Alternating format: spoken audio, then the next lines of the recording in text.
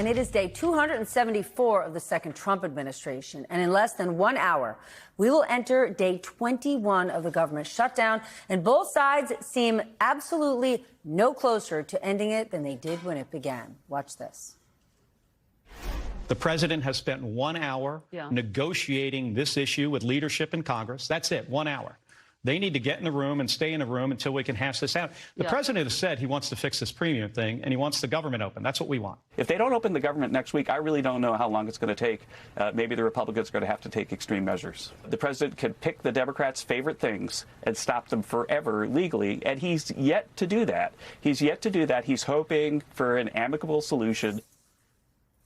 Meanwhile, Politico reports the confidence and cohesion from Republicans and a similar feeling among Democrats means no quick end to what is approaching one of the longest shutdowns in our history. Over the weekend, flights were delayed due to staffing issues with air traffic controllers caused by the shutdown, with Transportation Secretary Sean Duffy warning that could start to happen more. Their next paycheck comes a week from Tuesday, and in that paycheck, there will be no dollars. They don't get paid. And so I think what you might see is more disruptions in travel as more of them look to say, how do I bridge the gap between the check that's not coming and putting food on my table? And we've heard they're taking Uber jobs, they're doing DoorDash, figuring out ways to keep their families afloat. Also today, the Attorney General of Washington, D.C. filed evidence showing that National Guard troops are likely to remain in that city indefinitely, potentially through at least the summer of 2026. And soldiers may soon be on the streets of Portland. An appeals court panel ruled 2-1 that Trump could deploy the National Guard to that city. The third judge dissented, arguing, quote, partisans who cheer this president's use of troops to protect personnel who are enforcing federal immigration laws would do well to consider whether they would be equally pleased if a future president uses troops to protect personnel who are enforcing laws that they vehemently dislike. Opposition to this president made their point clear on Saturday. Organizers of the No Kings protests say that roughly 7 million people attended rallies across the country. In response, President Trump posted an AI-generated video to social media showing him wearing a gold crown, flying a fighter jet named King Trump, and appearing to dump feces on protesters. Our president. With that, let's get smarter with the help of our leadoff panel tonight. Kayla Gardner, MSNBC White House correspondent, Susan Glasser, staff writer for The New Yorker, and David Drucker, senior writer at The Dispatch. Kayla, let's start with you. You have been covering the president's response to this weekend's protests. What else can you tell us? Because they might put out a video that they think is funny, but 7 million, that's a lot of people. Yeah, what I think was really telling about these protests is if you think back to the beginning of the year, Democrats seemed very much deflated after the president won. There wasn't these really large scale demonstrations, but now we're several months into the administration, and now it seems some of that momentum is building amongst progressives. A lot of what you heard from protesters over the weekend is they're really concerned about these increased enforcement operations by ICE, sometimes targeting U.S. citizens. Also, his detractors, the president's detractors specifically, have been saying that they have been unfairly targeting Latino communities. And also now we're seeing National Guard troops in cities across the country. This is a very unusual sight for millions of Americans to now see these troops on their sidewalks and on their streets. But one of the concerns for the president and for the White House is what this really means in an electoral standpoint. What does this mean for 2026, for the midterms?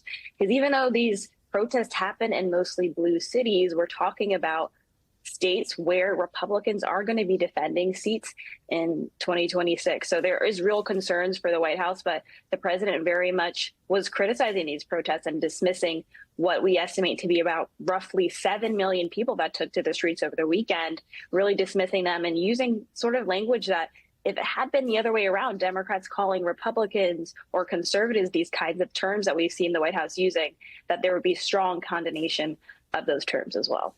Susan, I just said 7 million is a lot of people. What's the game plan next?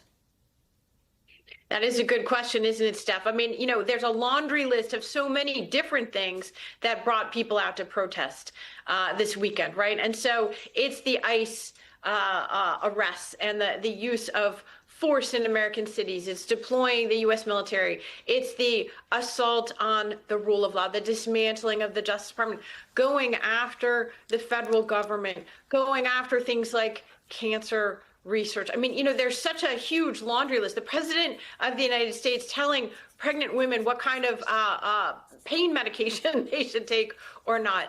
You know, there's an overarching theme of abuse of power to this administration, the personal enrichment of the president's family. And so when there's so many different issues, one question is there, you know, any specific thing that's going to translate in an electoral sense next year? But I come back to what you started this show with, 19 days into a federal government shutdown. They're not even talking about how to end that. And I think the question for next year is, how are real people's lives going to be affected, whether it is shutting down essential government services, a sense of politicians not doing their job, are Trump's economic experiments basically on the global economy going to bite Republicans? So I'm not sure that it translates directly into electoral success next year, but it is a remarkable large-scale mobilization, far bigger, for example, than the Tea Party in its initial phases, that did signal a very serious shift in the politics after only 2 years of Barack Obama's initial presidency. David, do you buy that the White House and Republicans are unfazed by what happened on Saturday? No big deal? I don't know if they're unfazed. I'm sure they're paying attention, but I don't think Republicans are all that worried yet. I've talked to a lot of them recently, and you know, I think the way they look at this is that people are dissatisfied with the president, but they're also not that happy with Democrats.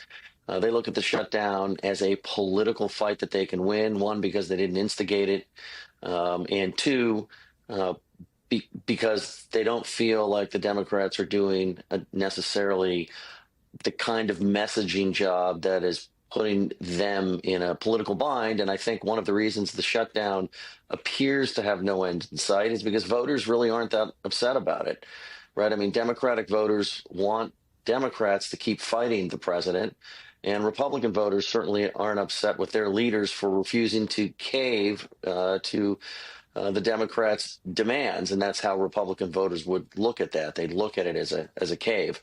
You know, I think that ultimately voters are concerned about quality of life issues and affordability, and everything else that we've been talking about is important in its own right. And it's the sort of thing that can mobilize Democratic activists with a midterm election coming up. And so it's not unimportant. But these elections in midterm are typically won by the party that captures independence. And if you capture independence by a wide margin, then you win. You win in 2010 if you're Republicans. You win in 2018 if you're the Democrats, right? And in 2022, when Republicans lost independence by about 2 points, I think it was, that's why their victory in winning the House and inability to win the Senate was so underwhelming, despite President Biden's low approval ratings, skyrocketing inflation, and concerns about rising crime. And right now, a lot of the polling shows that as low as Trump's numbers are, independents look at Democrats equally dismissively or worse. And so I think that's why Republicans aren't in a freakout stage. They may have to get there. They don't think they have to get there yet. All right, well, let's talk about the National Guard, Susan. In a new court filing, D.C.'s Attorney General says that he believes the National Guard will likely remain there indefinitely, maybe through at least next summer. You live in D.C. What are they doing there, and who's paying for this? Because these National Guard men and women, they're from all over the country. They've temporarily left their jobs and their families at home to take this assignment. And now it sounds like they're going to be there till next summer. That's an expensive ticket. Yeah, it's such an important point also that these are everyday Americans who have jobs, regular jobs. They have families, they have lives. They're being, imported to the District of Columbia to fight a non-existent crime epidemic that they're not actually fighting. To your point about the question of what are they actually doing there, if you look at the legal filings as the Trump administration has been in court defending this deployment, they're bragging about things like picking up bags of garbage and how many bags of garbage they've bagged up. And essentially they're there, in a technical sense to guard federal objects, of which, of course, there are many in the District of Columbia, and they're not there as auxiliary policemen, despite the way in which Trump talks about it. It's remarkable. Basically, in every public appearance now, he's talking about crime in D.C. and how that he single-handedly overnight, by the deployment of these guards, people changed it so that you can go out to dinner and it's safe now in the District of Columbia. But I think the underlying agenda here, Steph, is the thing that's really remarkable. Number one, normalize the idea that it's just a routine thing to send the U.S. military into America's cities and to places that Donald Trump doesn't like. So you have a sort of almost a personal and partisan use of the U.S. military. That's number one. And then number two, acclimatizing Americans to the idea that this is now a template for our military. In fact, Donald Trump in recent weeks has spoken about this. He said that he would like to train the U.S. military in American cities, and that this is really city after city after city he's already planning to go into, regardless of whether there's an actual reason to go in there or not. And what's striking about that appeals court ruling that you mentioned applying to the Portland case is that if he's allowed to do this in some circuits, he's going to do this all across the country, regardless of what the crime situation is, because it's not about that. It's about using the U.S. military on domestic soil as a sort of Praetorian guard for the president of the United States and his political desires. All right, let's dig into the shutdown. Kayla, we heard the transportation secretary, I said it a moment ago, said that flight delays could increase. How is this shutdown starting to directly impact Americans? Because David was just saying voters aren't clamoring yet. They're not saying do something yet. If they were, you would see those lawmakers in Washington sweating it out, and they're not there yet. Yeah, well, in the immediate terms, this means that there's already been thousands of federal workers who've had partial paychecks. This Friday will be the first time federal employees en masse will miss a full paycheck this coming Friday. And yet with that date coming up, there doesn't seem to be any sort of compromise really happening here. The two questions that I continue to have is, why isn't the White House talking directly to Democrats? There's no evidence that that is really happening. And where exactly the president is when it comes to this issue of extending Obamacare subsidies. We continue to hear Republicans say that they're open to extending these subsidies if and only if the government is open first and if they get those Senate Democrats to do that. Yet the president hasn't really said where he stands on that himself. He says he's open to healthcare. He wants to talk about healthcare. But does that look like extending, these subsidies of Obamacare, which he tried to repeal in his first term? This is very much a program that he has opposed over the years. But the White House seems to believe that they can sort of pluck off a couple more Senate Democrats to get this thing passed. We already know that 2 Democrats have continued to support that continuing resolutions and 1 independent who typically caucuses with Democrats. But there's no evidence that that situation is going to change. But one White House official simply said to me, if Democrats open the government, they can come to the White House the next day and talk about health care. But Democrats continue to worry that the White House is not going to be genuine. And if they vote to open the government, that they won't ultimately get these subsidies that they so desperately are fighting for right now.